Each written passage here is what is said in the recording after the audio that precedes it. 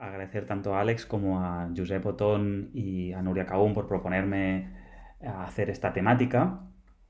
La verdad es que es una temática muy compleja, en el sentido que es explicar una historia fantástica en los dos sentidos de la palabra fantástica y que de alguna forma supone muchas tramas, muchas cuestiones y hacerlo desde el punto de vista religioso pues tiene también ese juego algo novedoso y distinto, ¿no? Que es el hecho de explicar las religiones de Juego de Tronos, este Juego de Tronos, juego de dioses, ¿no? Aparte, el reto es grande porque yo entiendo, como ha sucedido en la sesión de catalán de antes, que hay personas que son seguidoras de la serie, incluso hay lectores de los libros, ¿no? Canción de Hielo y Fuego, cosa que yo no soy un lector, simplemente soy un seguidor de la serie. Y yo entiendo que no es el mismo nivel el que estarán ellos que el que estarán las personas que no han visto en ningún caso la serie, ¿no? Entonces, mi objetivo, ¿vale? Voy a proyectar ya por aquí, ¿vale? Vale, creo que ya funciona. Eh, no, no funciona. Veo que Alex sigue tocando. Igual hay algún problema. Vale, bueno, yo sigo hablando, si no. Pues eso, que el hecho de que haya personas que no hayan visto nunca la serie, pues mi objetivo también es que de alguna forma sepan, ¿no? Puedan estarse más o menos situados en la historia y por otro lado también que las personas que lo han visto pues que puedan aprender cosas nuevas, ¿de acuerdo? No sé si lo conseguiremos, pues lo intentaremos. También decir pues eso, que en el chat podéis ir poniendo preguntas. Yo no las veré en directo porque solo veré la pantalla con la presentación. Es cuestión técnica que se me escapa realmente. Vale, me dicen que es algo oculto yo. Vale. No sé si se solucionará. Tampoco os perdéis mucha cosa, ¿eh? Si no me veis a mí. O sea, soy un tío con barba y gafas. Eh, ahora sí que se me ve. Bueno, no sé. Entonces, en el chat podéis ir poniendo preguntas y me las irán enviando. Entonces yo al final de la presentación intentaré contestar lo mejor posible las preguntas o comentarios que tengáis. No tengo respuestas para todo, insisto, pero sí que intentaré pues contestar lo mejor posible. Y luego, pues en cuestión introductoria, antes de poder empezar, pues también que esta charla está dirigida por la ISCREP, el Instituto Superior de Ciencias Religiosas de Barcelona, que fue donde estudié ciencias religiosas hace poco que terminé, hace un año y poco. Y está en el contexto del diploma de mitología y simbología. Si queréis más información, podéis ir a la página web del ISCREP y allí podréis encontrar la información sobre estos estudios relacionados con eso, con la simbología, etc. Si no, pues empiezo comentando un poco que la estructura de la charla, ¿vale? Tendrá tres partes. La primera introductoria en que explicaré cuestiones relacionadas con las series y la religión, muy brevemente. Luego explicaré algunas de las religiones de la saga Juego de Tronos, centrándome en lo que sucede en la serie. Y por último, a ver si me dicen algo. Vale, no me dicen nada. Por último, haré unas conclusiones que serán de alguna forma vinculadas a la introducción, ¿de acuerdo? Para ser un poco cíclico. Entonces, si no me dicen nada, yo proyecto y si no se me ve a mí, pues no pasa nada. No os perdéis mucha cosa. Pues se vería la imagen en pequeñito a la derecha abajo. Entonces, yo empiezo para no generar más pues eso, expectativas o que estéis un poco desconectados. Entonces, este es un poco el planteamiento, como he dicho, la introducción, alguna explicación de algunas religiones de la saga Juego de Tronos y una reflexión final. La primera cosa que quería decir es el hecho de que en las series, digamos, de las grandes plataformas tipo Netflix, Amazon Prime, HBO, etcétera, pues los motivos religiosos cada vez son más abundantes. De las series típicas de los años 80 a las series que digamos que ahora mismo consumen una gran parte de muchas generaciones, no solamente gente joven, sino también gente de diferentes generaciones, pues los motivos religiosos son cada vez más evidentes. No solamente por religiones más, digamos, tradicionales, sino también por el hecho de motivos religiosos espirituales, como por ejemplo la serie de Leftovers, que es impresionante toda la problemática de tipo religioso que sucede, ¿no? Cuando desaparece una parte de la población mundial. También pues, otras series con motivos religiosos más explícitos o implícitos, pero al final religión al fin y al cabo. Y obviamente no podía dejar de pasar pues, esto de Young Pope, The New Pope, que es la serie dividida en dos partes, que realmente pues tratan el tema del papado de una forma muy curiosa, como mínimo curiosa.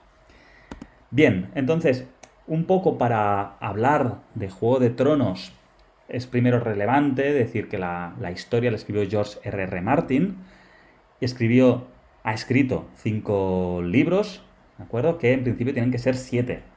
Y se sabe que él está en el proceso de escritura. Esta saga, una canción de Hielo y Fuego, se adaptó a través de HBO a la serie Juego de Tronos, una serie de 8 temporadas que realmente ha sido muy exitosa a lo largo del mundo. La gente desesperada porque llegara la nueva temporada y desesperada también por saber cómo terminaría la historia, ¿no? Entonces voy a hacer una explicación muy breve de lo que sería la serie Juego de Tronos. En primer lugar, decir que, y eso me parece muy relevante, que la historia es la creación de George R. R. Martin de un mundo ficticio, no solamente de un mundo, sino de una historia ficticia, pero siempre basada en la realidad. Está ambientada en un mundo medieval, con lo que coge elementos de la realidad medieval que se ha vivido en la historia, pero le da unos componentes, sobre todo de tipo fantástico, que nos lleva como un universo distinto. Esta historia sucede en lo que sería esta isla, que es Westeros, ¿de acuerdo?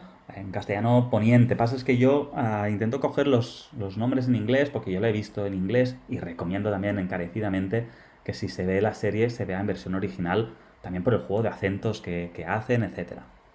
Entonces, esta región, esta isla, la capital está en King's Landing, ¿de acuerdo? Y aquí se sitúa el rey, la monarquía, etcétera, es donde está el poder, pero el reino está dividido en 7. El número 7 será importante también a nivel simbólico a lo largo de la presentación. Y estos 7 reinos, esos 7 señores rinden pleitesía al rey, pero lo que sucederá, y que será la trama más importante de la serie, es que habrá una guerra entre 5 reyes para la sucesión del reino cuando muere el rey Robert. Esta guerra de los 5 reyes se irá dando a lo largo de la serie, de la saga, y será la trama principal. Pero hay otras tramas también importantes. Y es el hecho que, como veis aquí, no solamente está Westeros, sino también hay Essos, que es un continente, donde también habrá otra trama. Por ejemplo, el hecho de que la hija de un antiguo rey, de una antigua dinastía, está exiliada en Essos y cómo va a querer volver a la isla con un ejército y con suficientemente poder para poder volver al trono. Y los 3 dragones, que a lo mejor a algunos os sonará. Hablo para, sobre todo, los que no habéis visto la serie, ¿de acuerdo? Otra trama muy importante es que la isla de Westeros no es toda una civilización, sino que hay un muro, ¿de acuerdo? Un muro de hielo, como podéis ver aquí, y este muro separa la civilización de los salvajes, de las amenazas externas. Este hecho de que aparecerán unos seres extraños llamados White Walkers, que serán como una especie de zombies, será una amenaza constante a lo largo de las temporadas. Y aquí simplemente podéis ver el Iron Throne, el trono de hierro, que es donde se sienta el rey o la reina, y que será el signo de poder máximo dentro de lo que es la saga. Otra trama, para mí también muy importante y que la relaciono con el tema de las religiones, es el hecho que el hijo un hijo bastardo del señor de Winterfell, que es la capital del norte, se irá rápidamente, ya en la primera temporada, al muro a custodiar junto a otros soldados, digamos, al hecho que no vengan amenazas externas, y este personaje será muy importante a lo largo de la historia, ¿de acuerdo? Jon Snow se llama, para quienes no lo conozcáis. Aquí vemos diferentes personajes de la historia, como el hecho de que van vestidos de una forma típica medieval, tanto más a nivel soldados como casas nobles. También pues los sitios donde se graba la serie, aquí pongo una parte que se hizo en Cataluña, en Canet de Mar, el Castellar Santa Florentina, donde se grabó una parte de la serie. Bien, pues como decía, la religión será un elemento muy importante para cómo se desarrolla la historia e incluso cómo afecta a los personajes, como venía siendo sobre todo la religión, como nos ha afectado hoy, pero sobre todo en la Edad Media, que la religión lo copaba casi todo, ¿no? Y el hecho es que hay muchas religiones en Juego de Tronos, es muy rica en diferentes religiones, y vemos aquí, por ejemplo, las tres que nosotros trataremos. Yo no las trataré todas por una cuestión de tiempo y de no generar aburrimiento, pero me centraré en las tres primeras por dos motivos. Una, porque creo que son las más importantes, aunque también hay otras que tienen su relevancia, pero sobre todo porque son las que tienen un paralelismo más claro con religiones de la realidad.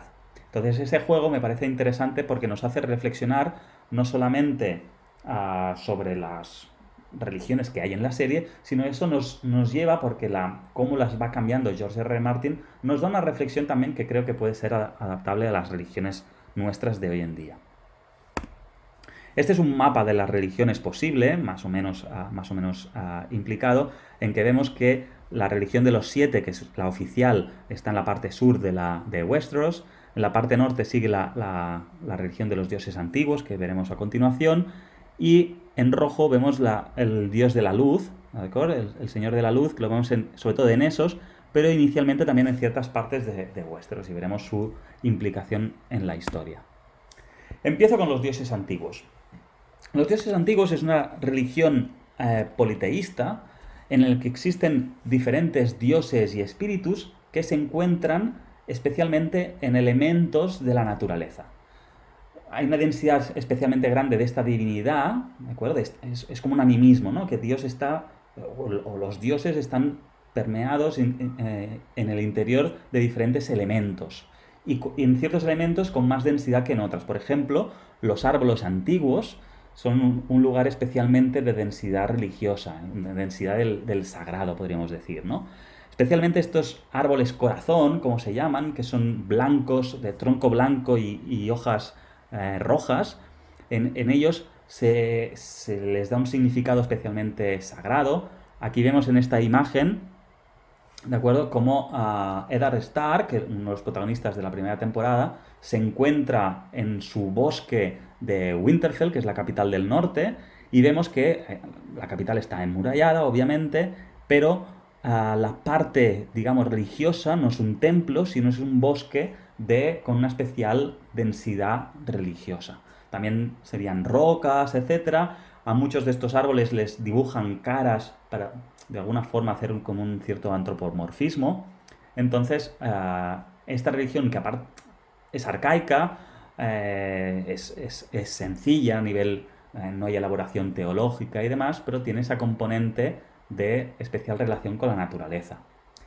No llega a ser un panteísmo porque sí que es verdad que no es la naturaleza el propio Dios, sino que es como que los dioses están dentro de elementos de la naturaleza. Sería más bien un animismo. Aquí vemos este vídeo, no podremos poner el sonido por cuestiones técnicas, pero está subtitulado y aunque se muestre un poco lentamente, se entenderá. Y es el momento en que Jon Snow, uno de los protagonistas de la serie, y su amigo Samwell Tarly llegan a esta orden de los del muro para, de alguna forma, y en este momento, juran que formarán parte de esta orden, que es una especie de templarios, como me decían en la ascensión en catalán, en la que pues juran una especie de mandamientos que los van a cumplir. ¿De acuerdo? Los ponemos. Vemos el árbol con una cara dibujada, esta especie de sangre que es el líquido que sale dentro del árbol, y cómo dan esos votos.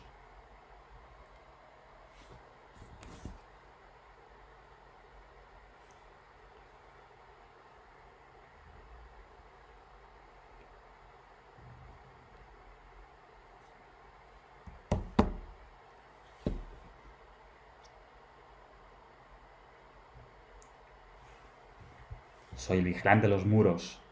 Soy el escudo que guarda los reinos de los hombres. ¿No? Pasan a ser este escudo ante las amenazas externas que pueda haber. Bien, me comunican que sigue viéndose mal. Me sabe súper mal que esté pasando esto. No sé, me van a escribir a ver qué hacemos. Sin problemas de la técnica, eso en Juego de Tronos no pasa. En el muro no suceden estas cosas. Bueno, acabo sin caso con el tema de los dioses antiguos, aunque se vea un poco mal. Y es el hecho que en los dioses antiguos... el hecho es que esta religión del norte es una religión, en primer lugar, me parece muy curioso que es la religión más bien vista, más bien valorada, por el hecho que los personajes del norte son los más éticos. Eddard Stark, Jon Snow, son los personajes con una ética más elevada. Son los personajes buenos de corazón, ¿no? Y en Jon Snow esto lo llevaremos al extremo. Por otro lado, ciertos personajes, siempre me ha gustado en las tres religiones estas, ver el hecho que muchos de estos personajes son muy parecidos. Bueno, el único personaje de Juego de Tronos es este, el Three-Eyed Raven. Es una asimilación de los druidas de la cultura celta. Y de hecho es muy curioso porque la cultura celta y la cultura del norte de Westeros tienen muchas cosas en común. Por un lugar, esta relación íntima con la naturaleza, por ejemplo, como vemos en Avatar, no sé si veis la imagen, pero en Avatar también es esta muestra de un contacto íntimo con la naturaleza, con los diferentes elementos, etc. Y por otro lado, el hecho de que fueron, de alguna forma, esta cultura dejó de ser la cultura oficial, la religión oficial de la isla, que al inicio lo era, porque era como se veía en la transparencia anterior, eran la religión de los Children of the Forest, que eran los primeros habitantes de la isla. Pues de alguna forma unas subsecuentes migraciones fueron que esa religión dejara de existir como mínimo de forma mayoritaria. Y en cierto sentido los celtas sucedió algo similar, ¿no? Que llegaron los romanos y llevaron su filosofía y su religión y de alguna forma pasó a otra historia, la religión celta, y simplemente han quedado vestigios en el norte del Reino Unido. Bien, pues estos druidas, aparte que existían y tenían unos poderes mágicos y medicinales, pues también están en la saga Juego de Tronos, en cierto sentido. También estaban en Harry Potter, Señor de los Anillos, o más antiguamente en los míticos cómics de Asterix y Obelix. Bien, aparte, es algo que creo que es importante decir, que estos druidas, este tipo de personajes, son una sabiduría alternativa a la sabiduría más cartesiana, más técnica, que hoy en día pues es la mayoritaria, sobre todo en Occidente, pero cada vez más estas sabidurías alternativas están más bien vistas, ¿no? Y la magia de alguna forma entra en nuestra sociedad, sobre todo a través de estos relatos, digamos, de las series y de ciertas novelas y del cine, ¿no? Bien, en segundo lugar, existiría la fe de los siete. Esta es la religión oficial en el momento de la historia en Westeros. La historia es que, como he dicho antes, inicialmente en Westeros había una especie extraña, que eran the Children of the Forest, los niños del bosque. Llegaron las primeras migraciones y se adaptaron a la religión de ese momento y siguieron venerando los árboles, las rocas, etc. Sin embargo, hubo una invasión ya más virulenta, 6.000 años antes de la historia de la Guerra de los Cinco Reyes, que es la invasión Andal.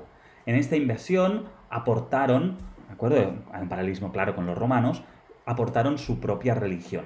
Una religión, que es la fe de los siete, que es una religión más oficial, estructurada, jerárquica, etc. evolucionada, también lo podríamos decir, ¿no? La otra es una religión más arcaica, esta es una religión más evolucionada. En primer lugar, decir pues, que tiene un libro sagrado, la estrella de 7 puntas. El número 7 es básico, como el propio nombre indica, ¿no? La fe de los 7. Está en la simbología tanto en las grandes catedrales como en diferentes lugares, como también en pancartas, etc. También esta religión tiene, digamos, órdenes, ¿de acuerdo? Tanto una especie de monjes o diferentes sacerdotes que son los septones, como también una especie de monjas de diferentes tipos que serían las septas. Por lo tanto, hay una estructura, hay diferentes funciones, etc. Este señor de aquí es el High Septon, es la cabeza visible de la iglesia, ¿no? El que tiene el poder absoluto, digamos, la máxima representación de esta denominación. Y esta es la gran catedral, el septo de Velor, el gran templo de la capital, King's Landing, donde se ejerce la religión de la fe de los 7. Están tirando atrás, ¿no? Vale. Obviamente, el hecho que sea la religión oficial implica que tiene poder. Tiene poder religioso, pero también tiene poder político. Y la interacción de esta religión con los poderes fácticos será importante. Veremos también, obviamente, que el poder conlleva el peligro de la corrupción y de diferentes aspectos negativos, ¿no? del poder. Una cosa muy... Era católico de joven, ¿vale? Era católico y le preocupó, en cierta manera, dejó de ser católico, pero el hecho que lo fuera le hizo preocuparse de forma muy a largo tiempo de una cuestión que preocupa a muchos cristianos, que es la cuestión de la Trinidad. Bien, esta cuestión de la Trinidad, él le dio muchas vueltas, es una cuestión que le preocupó seriamente, y llegó el punto en que él, al escribir la historia de Juego de Tronos, la cambió y en vez de hacer una trinidad la extendió a una divinidad con 7 rostros. El padre, la madre, la doncella, la vieja, el herrero y el extraño. Es muy curioso porque son diferentes aspectos de Dios, ¿de acuerdo? Que aparte 3 son masculinos, 3 femeninos y 1 sería neutro, y que de alguna forma pues extienden esta realidad de la Trinidad, ¿no? Que Dios es Padre, es Hijo y a la vez es Espíritu Santo, ¿no? De alguna forma es muy curioso esta elaboración, se ve en la simbología, etc. Y también los distintos aspectos de cada uno de ellos. Pensad también que en los sectores más populares pues se veneraba primero que muchos de ellos pensaban que eran 7 dioses distintos, no que era un monoteísmo con 7 rostros, como sería la fe de los 7, sino que era un politeísmo en cierto sentido, ¿no? La ignorancia, etc. Estamos en la Edad Media, Pero también es verdad que aunque lo supieran, se veneraban para ciertas necesidades o ciertos aspectos, se veneraba alguno o más de uno de los aspectos de este dios, ¿no? Con 7 rostros. Depende de la situación, depende de la necesidad o depende de la empatía con ese aspecto divino. Aquí veremos un vídeo en que este personaje, que es el High Septon, la cabeza visible de la iglesia, se encuentra en un burdel.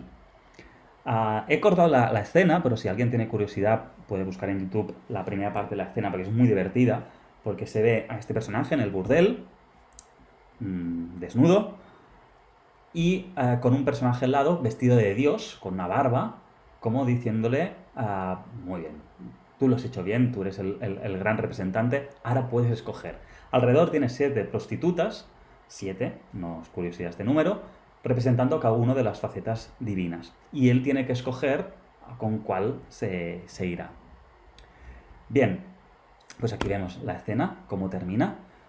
Lo pillan unos asaltantes, que ya veremos quiénes son militantes de la fe. Y este diálogo es fantástico, ¿no? Has profanado la fe y la respuesta es una respuesta de autoridad. Yo soy el High Septon. Y la respuesta del otro es, no, tú lo que eres es un pecador y recibirás lo tuyo. ¿vale? Y estos personajes que lo que se lo llevan son personajes de la fe de los siete, son seguidores de la misma fe, son militantes de la fe, y veremos que serán promotores de lo que sucederá. A partir de este evento suceden diferentes bueno, situaciones como esta que ridiculizan y hacen, intentan llevar al arrepentimiento a ciertos miembros de la sociedad del momento. Pensad una cosa, estamos en una situación de guerra. La guerra conlleva pobreza. Y esta pobreza hace que la gente pues, no pueda tener el pan. Que en este momento el máximo representante de la fe se lo esté pasando bien en un burdel y sea detectado, pues claro, conlleva lo que conlleva, ¿no? Entonces, con el tiempo, veremos que estos Sparrows, que son estos militantes, los vemos aquí detrás, que son un movimiento dentro de la fe de los siete, no es una herejía, simplemente es parte del movimiento, pero que proviene, repito, de los estratos más bajos, y en que su representante máximo es este High Sparrow. Sparrow es como gorrión, la traducción, ¿no? Este gran gorrión. Será un personaje muy relevante en la historia, sobre todo en ciertas temporadas de la serie, porque intentará renovar de la mano del poder político la religión sobre todo de la capital, ¿de acuerdo? Pero este personaje tiene la facilidad de la palabra, ya veremos, yo pondré escenas desde la primera escena en que aparece hasta la última, que es una escena muy mítica de la serie, como este personaje, que realmente un cristiano puede decir yo me identifico con él por sus valores, por su voto de pobreza, etcétera, pero veremos cómo el hecho de jugar con el poder político y llevar incluso a King's Landing a ser una teocracia de tipo puritano y ascético, lo quiere llevar allí, cómo eso al final tiene una lucha de poder. Vemos aquí este vídeo que es un poco más largo, ¿de acuerdo? En que vemos este personaje descalzo dialogando con la reina en este momento, con Cersei.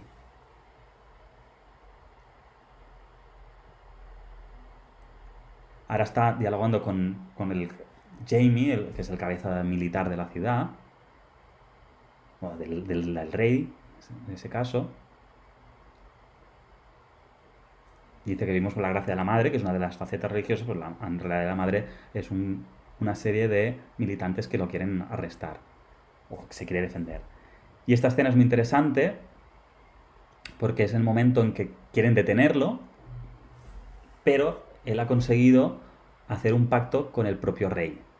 Que el rey es un niño pequeño, un rey débil, y la falta, digamos, de carisma y de experiencia hace que él, como persona mayor, consigue hacer un pacto con él. Y vemos aquí las armaduras de los soldados, como hay la corona y la estrella de 7 puntas. Bueno, una unión entre la fe y la realeza, entre la corona y la fe. Y seguidamente, bueno, esto no gusta a muchos de los demás miembros de las casas reales y de los poderes. Y vemos esto es la Catedral de Girona, también hacer un poco de patria aquí. Muchas cosas se rotaron en España. Y aquí la última escena en la que aparece, en que hay un juicio a la reina madre y en la que ella no aparece. Vemos la estrella 7 puntas también, la simbología, esto es dentro del High Septon of Baelor. Y como esta, que es la reina en ese momento, la casada con el niño, ve que el plan de Cersei no es otro que acabar con ellos.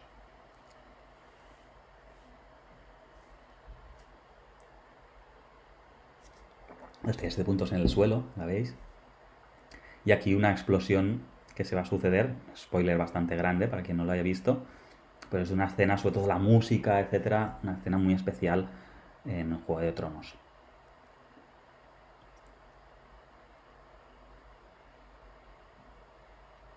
¿Vale? Aquí es el final de nuestro amigo High Sparrow. Y es el final de la Fe de los Siete, como una aparición en la serie. No parece más nada relacionado con esto en la parte final de la serie. No sé, en los libros.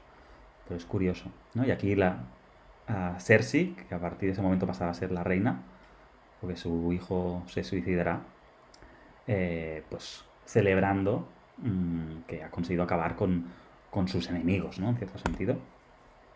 Bien, como he dicho antes, este personaje, High Sparrow, he leído bastantes cosas, bastantes teorías sobre quién se asemeja, etcétera. Podríamos hablar de diferentes reformadores, ya sea internos o reformadores que realmente consiguieron un cisma en la Iglesia Católica medieval. Pero fijamos en Francisco de Asís, que vivió el siglo XII, el siglo XIII, pues también este voto de pobreza, esta manera de reformar la Iglesia desde dentro. Podemos hablar de los valdenses del siglo XII, que también fueron una proto-reforma antes de la reforma de Lutero, cómo realmente ellos pues creían en esto, en volver a los inicios, en una espiritualidad ascética de tipo místico, de sencilleza y demás, ¿no? O también lo podríamos comparar a los grandes reformadores del siglo XVI, Martín Lutero o Juan Calvino. En el caso de Calvino, aparte tiene este punto, ¿no? Que llegó a instaurar una teocracia en Ginebra y en cierto sentido lo que consigue generar durante un cierto tiempo el High Sparrow es una teocracia en King's Landing. Bien, y por último quería hablar que quizá la más interesante de todas, que es el dios de la luz. Este Relor, que es un dios nuevo, digamos, un dios que aparece de repente en el ámbito de Westeros, liberará al mundo de la oscuridad. Esta religión es un dualismo de tipo apocalíptico, de forma parecida a los maniqueísmos y gnosticismos en las que existe el dios del bien y el dios del mal, en igualdad de fuerzas y con un futuro con cierta incertidumbre, porque son igual de poderosos el dios del bien y el dios del mal. Fijaos también la simbología que liga con el título de la saga, ¿no? Fuego y hielo, vida y muerte, luz y oscuridad. No hace falta decir cuál es el dios bueno y cuál es el dios malo. Pero son dos dioses que están en guerra constante con un futuro incierto. Esta religión era propiamente de Esos y la llevan una serie de sacerdotes rojos, en general mujeres, a pesar de que también aparece, por ejemplo, Thoros of Myr, que es un personaje interesante de la serie, pero por ejemplo Melisandre es el personaje principal relacionado con este dios de la luz. Estos sacerdotes, en primer lugar, se relacionaban con el divino a través del fuego, era la manera de conseguir saber el deseo de Dios, del dios de la luz. Hablaban con una contundencia profética muy grande, incluso desechando todos los otros dioses, los dioses falsos que ellos consideran. Para ellos todo lo que no está relacionado con el dios de la luz está con el dios de la oscuridad. Por lo tanto, esa oscuridad conviene eliminarlo. También el uso de magia negra para conseguir sus propósitos. Y después la pregonación de un Mesías, el Azor Ahai, que es el Mesías prometido. El Mesías es aquel personaje que ayudará a que al final de esta guerra gane el dios bueno ante el dios malo, ¿no? Será el que vencerá la oscuridad. Yo investigando pensaba qué religión de la Edad Media podría ser el equivalente a esto y me encontré con los cátaros. Los cátaros eran de tipo gnóstico, eran cristianos, pero eran una herejía gnóstica, provenía de los inicios del cristianismo y se extendieron a lo largo del siglo XI y XII hasta que acabaron con ellos con las cruzadas. Pero de alguna forma pues es esta lucha entre el bien y el mal, ¿no? Aparte de esto, un platonismo exagerado en el sentido de puritanismo, de desechar lo material, etcétera, ¿no? Aquí vemos una escena muy divertida en la que hay un cierto diálogo entre este personaje, que es un sacerdote de la fe de los siete, y Melisandra, que es la sacerdotisa del dios de la luz. Y como vemos, cómo ella se impone ante un nuevo rey, uno de los 5 reyes, Stannis Baratheon, que de alguna forma pues impone esta nueva religiosidad, en este caso pensando que él será el profeta. Y este lenguaje profético apocalíptico cómo llama la atención y genera seguidores. Este es su lema, la noche oscura y llena de terrores. Aquí lo repiten sus seguidores. Y aparece este señor. Es este mensaje apocalíptico, las estrellas sangrarán, muy, muy visual, muy místico. Y como él pues quiere que esto acabe, porque esto supone de alguna forma un cambio religioso, ¿no? Y quiere preservar su tradición.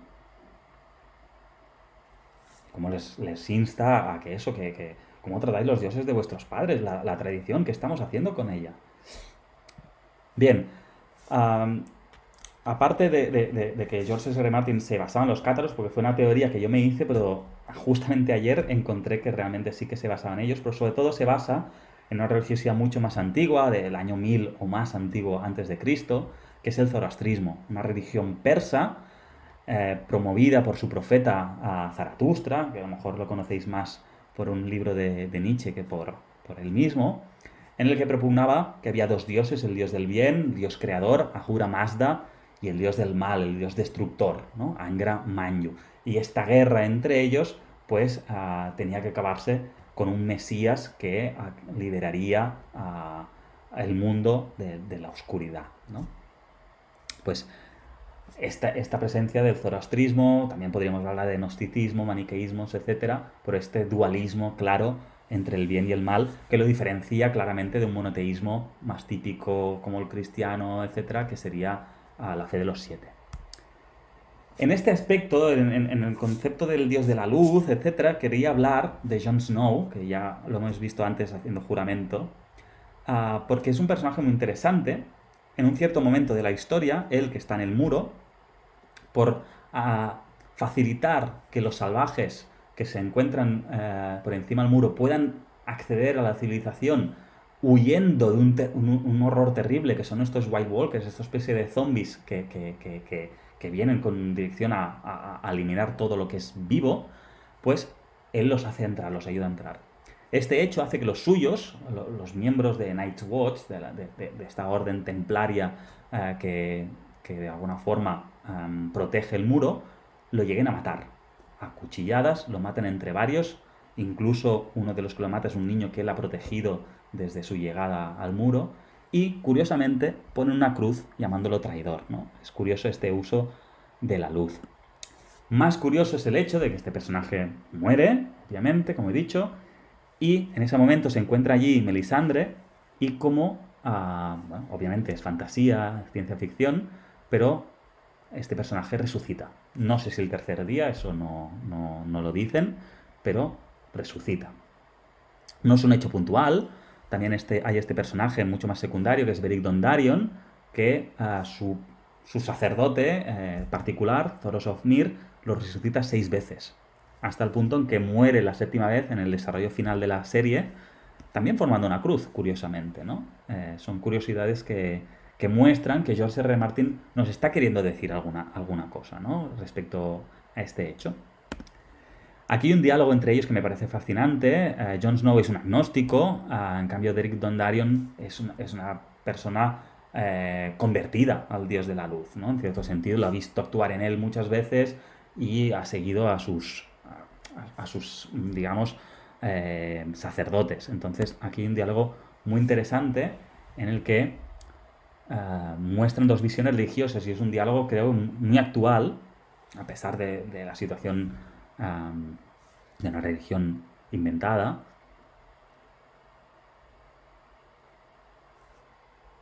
Y aquí lo que va a decir, ¿qué sentido tiene servir a Dios si no sabemos lo que quiere, ¿no? ¿Qué sentido tiene? Estas son preguntas importantes. Y la respuesta, no creo que sea nuestro propósito entender, creo que es otra cosa. Y aquí la respuesta definitiva, ¿no? No luchamos por quien se sienta en el trono, no luchamos por el poder, por personas que ni conocemos.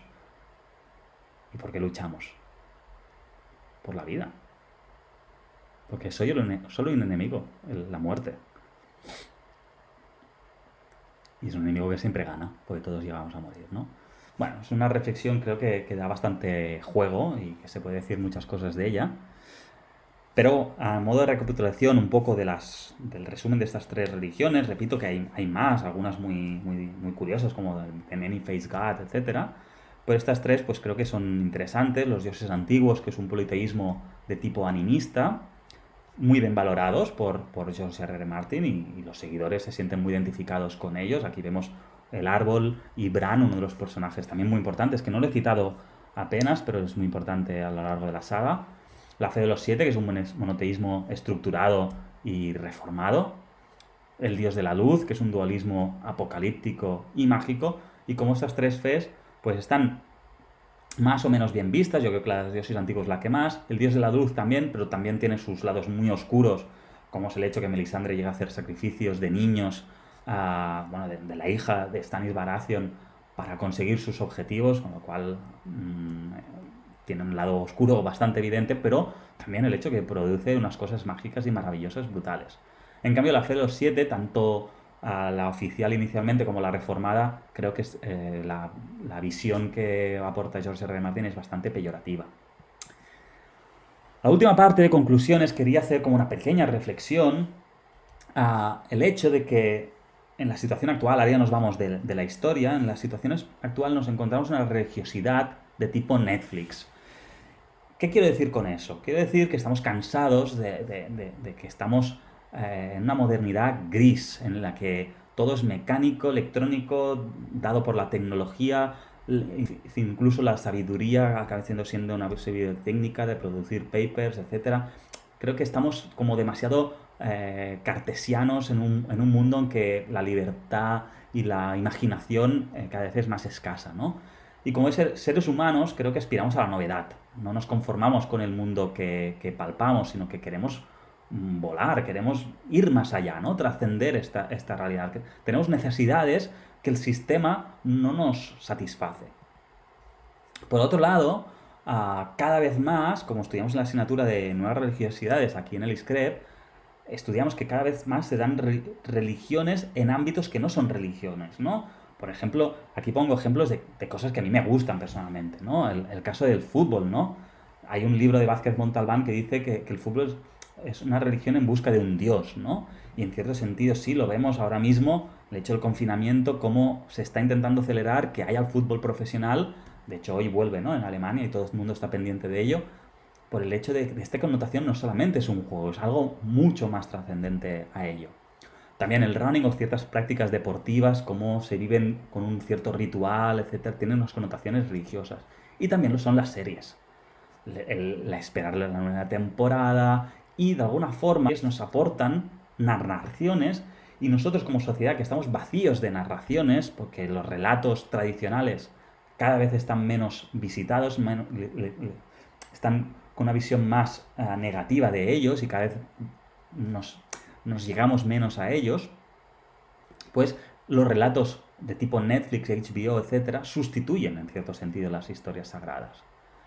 Como decía Lluís Duc, estamos en una era de la falta de transmisión de la fe. La fe, la transmisión oral de la fe a través de la casa, a través de las diferentes instituciones, como la misma iglesia, cada vez está en más riesgo. Y hay otros relatos que sustituyen.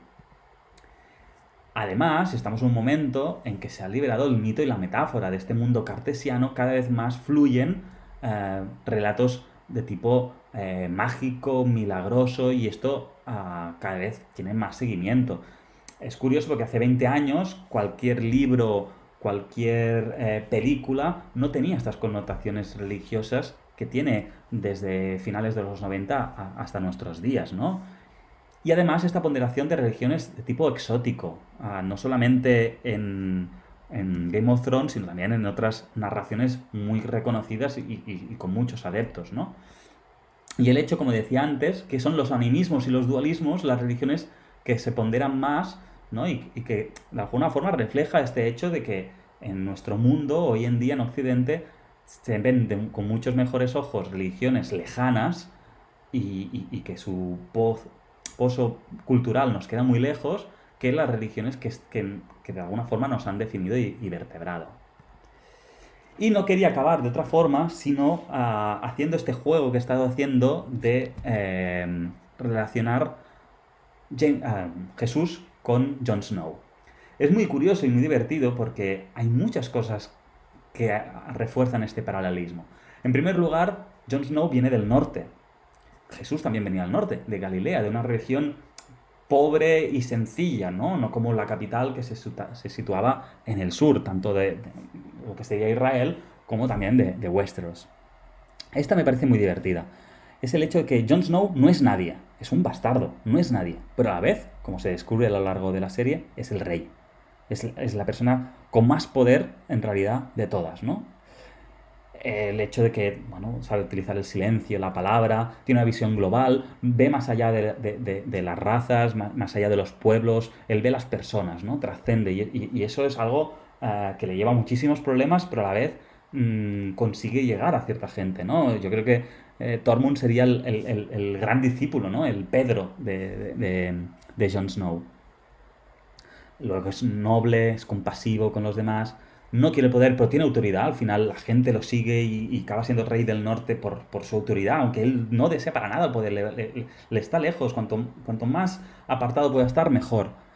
Es venerado, pero no tanto por los suyos. Eso es también muy curioso, ¿no? Que a veces nadie es profeta en su tierra, ¿no? Pues a él le sucede un poco este hecho, ¿no? Que le llegan hasta matar. Y lo matan porque él quiere lo mejor para los demás, ve la vida de los salvajes detrás del muro y quiere salvarlos. Muere abandonado y traicionado. Y también, pues esta imagen es la última escena de la serie, ¿no? No es curioso, no es casual, perdón, que Jon Snow sea la imagen última de la serie y que acabe solo, en cierto sentido no acaba con nadie de su familia, y de camino al cielo, ¿no? En cierto sentido que he jugado un poco con las palabras, pero en cierto sentido él se va a construir una nueva civilización más allá del muro. Se ha acabado el invierno, vuelve el verano. También este juego de las estaciones es muy curioso en la serie y cómo pues se va de camino hacia este nuevo futuro. Y esta imagen yo creo que habla por sí sola, ¿no? El hecho, esta comparativa entre el dios muerto y Jon Snow justo antes de resucitar en la temporada 6. Y con esto pues acabo. Ahora miraré las preguntas que hayáis puesto en el chat. Lamento de nuevo los problemas técnicos, yo creo que es algo que se nos escapa a todos. Estamos en una nueva realidad, todo, ¿no? Una nueva normalidad en la que las charlas son por internet y bueno, por el hecho de querer poner imágenes y demás, he complicado un poco la situación. Entonces ahora voy a ver en YouTube las preguntas, me van a ir enviando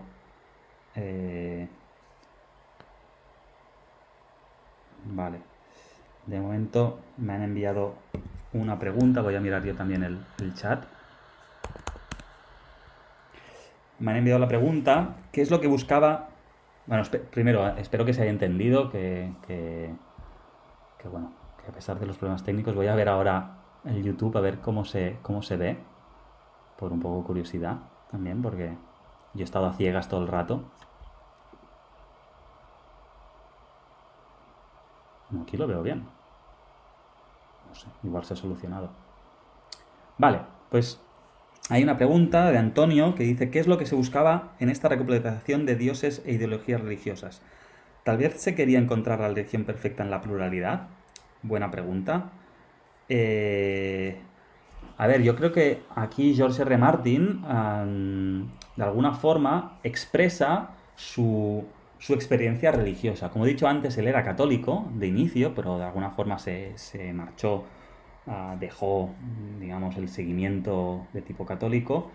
Y yo creo que es una persona tremendamente espiritual y que a la vez pues, es una persona que ha intentado explorar las distintas religiones, las ha estudiado como historiador y creo que en este sentido expresa su desengaño con la religión católica, eso yo creo que es evidente, su desengaño con el cristianismo en general, con las diferentes caras que pueda tener, y podríamos decir, su enamoramiento, su predilección hacia religiones de tipo más místico, más de tipo celta, por ejemplo. Yo creo que se nota que esta cultura le fascina y le parece interesante.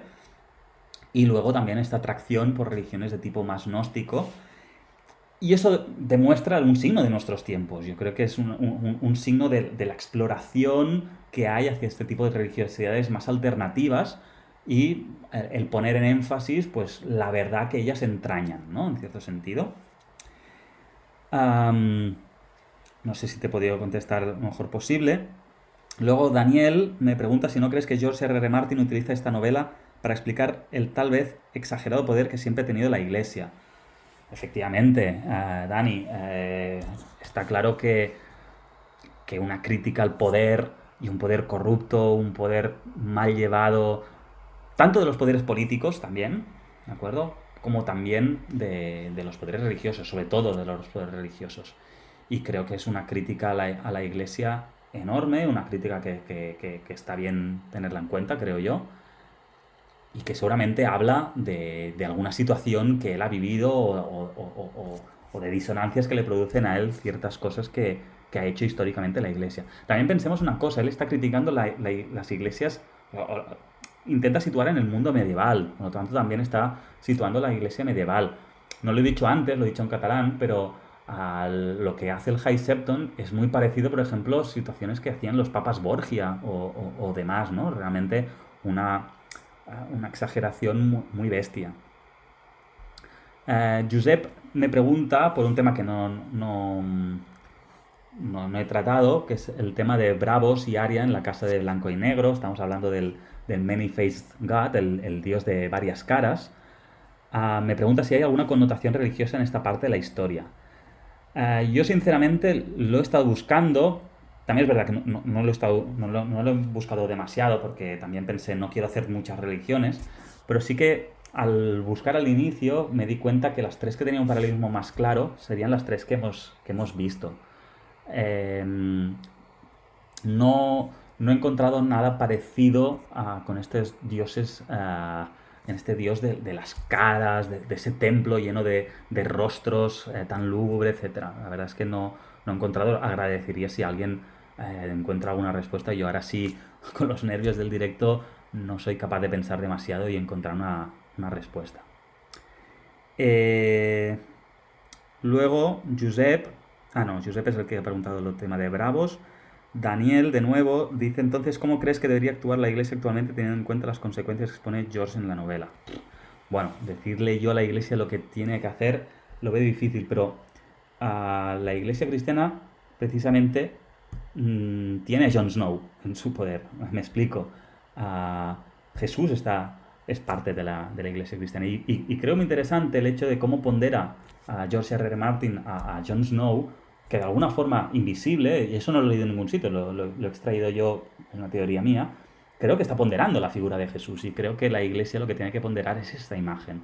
Obviamente el Dios que expresa Jesús. Sé que la creencia en Dios es una cuestión mucho más complicada que un seguimiento de una persona y sus valores, pero creo que el Dios que expresa Jesús a mí es el único Dios que me da sentido, ¿no? Por el hecho de que es un Dios amor, es un Dios servicio, compasión, etc. No creo que la religión tenga que ir por otros caminos que por estos. Más preguntas. Paloma me pregunta, ¿el control de la luz sería un equivalente al control del día y de la noche, de la vida y la muerte? Efectivamente, en el caso del dios de la luz, esta luz es un equivalente del fuego, es un equivalente del día. Hay este control de los tiempos, de la luz y la oscuridad, el día y la noche, la vida y la muerte. Este lenguaje apocalíptico, ¿de acuerdo? Que los que hemos leído la serie, ojalá lo hicieran, pero bueno, creo que es una serie que engancha mucho, que tiene muchas cosas que nos hacen reflexionar. Exacto, la mitología griega. De hecho, Paloma, tú que comentas esto de mitología griega, referencias camino, luz, oscuridad, piensa que el zoroastrismo, en cierto sentido, parece ser, no he encontrado, no he estudiado el tema a fondo, pero de alguna forma influenció a los órficos a los pitagóricos a Platón, de allí los persas está claro que tuvieron sus influencias y sus discrepancias también, ¿no? Sí, aquí dicen que si puedes ver las series es espectacular y los libros también. Yo lamento decir que no he leído los libros, no he podido hacerlo. Cuando me pidieron hacer eso lo llegué a pensar de, venga, me voy a poner a leer los libros, pero claro, no hubiera llegado tiempo. Gracias, Daniel, por tus comentarios. Se nota que eres amigo mío.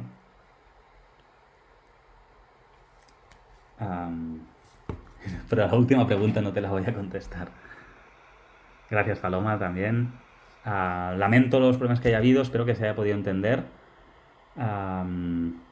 Y nada, un abrazo, mucho ánimo en este final de confinamiento. Parece que hay una pregunta más. Martín, cargándose el tema de los septones y el Señor de la Luz, con el final que tiene, opta por el cetismo con el comparar la religión de Invernalia. Buena pregunta. Aquí parece que de alguna forma es como que pone en relieve sus deseos, ¿no? De cierto sentido que